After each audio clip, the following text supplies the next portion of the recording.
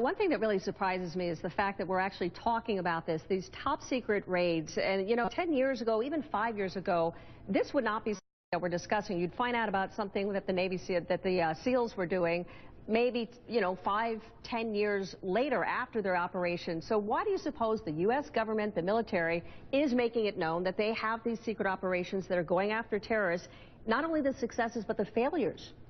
Well, that's a very good point, Suzanne. There's no question, but there's much greater transparency now than, as you say, 5 years ago, certainly 10, 20 years ago. There's a lot of public pressure for that, and to some degree, I think the administration is responding to that. You know, the criticism in the Snowden wake was that we haven't been transparent enough. Also, of course, it's largely a good news story, entirely a good news story in the Libya case, a mixed story, I'd argue, in the Somali case. So I worry about the degree of transparency that we have here. There's no question about that.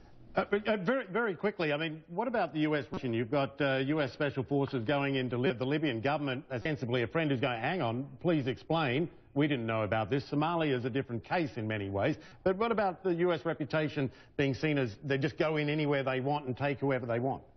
Right. Well, as far as Libya is concerned, it really is a government only in name only, Michael. You know, we still haven't caught the perpetrators of the attack from longer than a year ago, and that's in part because of the dysfunction of the Libyan government. We saw that we captured al-Libi right in the middle of the capital. So the government doesn't control the capital, much less the rest of the country. So, and also there are indications that the government is tacitly supportive of this and is protesting now for political reasons because it was hugely unpopular among the populace.